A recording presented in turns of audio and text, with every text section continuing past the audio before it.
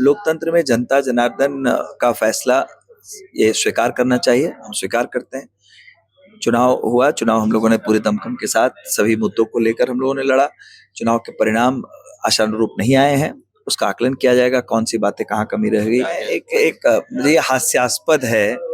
जो लोग देश के संविधान को जानते हैं उसमें स्पष्ट लिखा है इंडिया और भारत ये इंटर चेंजेबल है। किसी भी जगह पर संवैधानिक स्तर पर इंडिया या भारत दोनों का इस्तेमाल हो सकता है। ये आज नहीं, जब से देश आजाद हुआ है, जब से हमारा गणतंत्र बना है, तब से ये परंपरा रही है। भारतीय रिजर्व बैंक है, रिजर्व बैंक ऑफ इंडिया है, उसे भारतीय रिजर्व बैंक भी कहा जाता है। तो ये बिल्कुल ऑप्शनल है, आप भारत का इस्तेमाल करें, इंडिया का इस्तेमाल करें, ये आपके ऊपर है। देश के नागरिकों को इसकी आजादी है। दूसरी बात, कहां पर आप मुझे एक कागजात दिखा दीजिए जहां ये कहा जा रहा है कि इंडिया का उपयोग नहीं होगा, सिर्फ भारत का उपयोग होगा, या कोई विधेयक लाया गया है या कोई संवैधानिक प्रक्रिया अपनाई गई है जिसके माध्यम से इंडिया को भारत या भारत को इंडिया।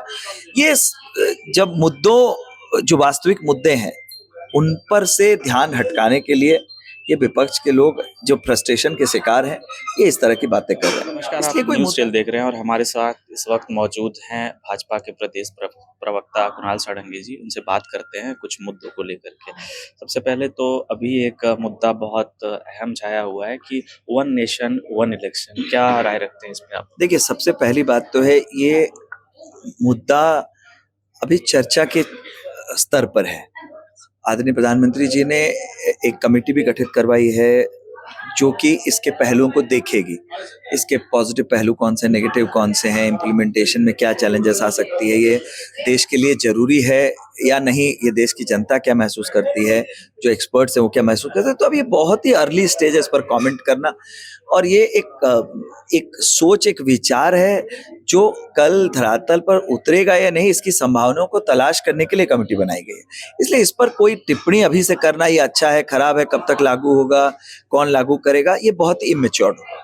एक और अभी प्रश्न बहुत उभर कर सामने आ रहा है कि इंडिया का नाम बदल के भारत रखा जाए। G2 सम्मेलन हुआ, उसमें भी भारत का बहुत संबोधन हुआ।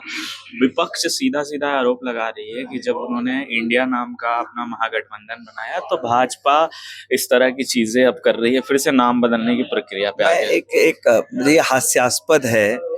जो लोग देश के संविधान को जानते हैं उसमें स्पष्ट लिखा है इंडिया और भारत ये इंटर चेंजेबल है। किसी भी जगह पर संवैधानिक स्तर पर इंडिया या भारत दोनों का इस्तेमाल हो सकता है। ये आज नहीं, जब से देश आजाद हुआ है, जब से हमारा गणतंत्र बना है, तब से ये परंपरा रही है। भारतीय रिजर्व बैंक है, रिजर्व बैंक ऑफ इंडिया है, उसे भारतीय रिजर्व बैंक भी कहा जाता है। तो ये बिल्कुल ऑप्शनल है, आप भारत का इस्तेमाल करें, इंडिया का इस्तेमाल करें, ये आपके ऊपर है। देश के नागरिकों को इसकी आजादी है। दूसरी बात, कहां पर आप मुझे एक कागजात दिखा दीजिए जहां ये कहा जा रहा है कि इंडिया का उपयोग नहीं होगा, सिर्फ भारत का उपयोग होगा, या कोई विधेयक लाया गया है या कोई संवैधानिक प्रक्रिया अपनाई गई है जिसके माध्यम से इंडिया को भारत या भारत को इंडिया।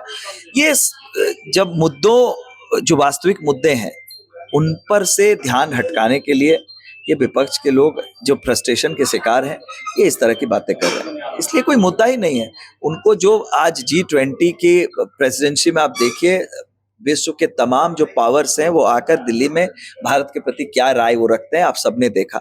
इसलिए बेचैनी है, इसलिए इस बेचैनी पर इससे ज्यादा टिप्पणी की आवश्यकता नहीं है। डुमरी उपचुनाव में एनडीए अच्छा नहीं कर पाई और कहीं ना कहीं 24 में फिर से चुनाव है। जेएमएम इसको अपनी बड़ी जीत के तौर पे देख रही है। आप कैसे आकलन करते हैं इस हार को लेकर के और क्या जरूरत है इस पे काम करने की? देखिए, लोकतंत्र में जनता जनार्दन का फैसला ये स्वीकार करना चाहिए। हम स्वीकार करते हैं। चुनाव हुआ, चुनाव हम लोगों ने पूरे दमखम के साथ सभी मुद्दों को लेकर हम लोगों ने लड़ा। चुनाव के परिणाम आशानुरूप नहीं आए हैं, उसका आकलन किया जाएगा, कौन सी बातें कहाँ कमी रह गई, आखिर जनता के समझ कौन सी ऐसी बात है जो हम सही तरीके से नहीं रख पाए, उन सभी बातों का आकलन किया जाएगा। ये तो स्वाभाविक प्रक्रिया चलती रहती है। तो ये कुणाल साढ़ंगी हमारे साथ थे, भाजपा के प्रदेश प्रवक्ता। इन्होंने अपनी राय रखी। खबरों के लिए इसी तरह हमारे साथ जुड़े रहिए। वीडियो जर्नलिस्ट साहिल अस्थाना के साथ कुमार कुणाल, न्यूज़ टेल। अब बनाइए हर डिश मजेदार और मसालेदार लक्ष्मी रसोई के प्रीमियम क्वालिटी मिक्स मसाला के साथ। बेहतरीन मसालों के मिश्रण से तैयार लक्ष्मी रसोई का मिक्स मसाला बढ़ाए हर डिश का स्वाद हर बार। लक्ष्मी रसोई का मिक्स मसाला।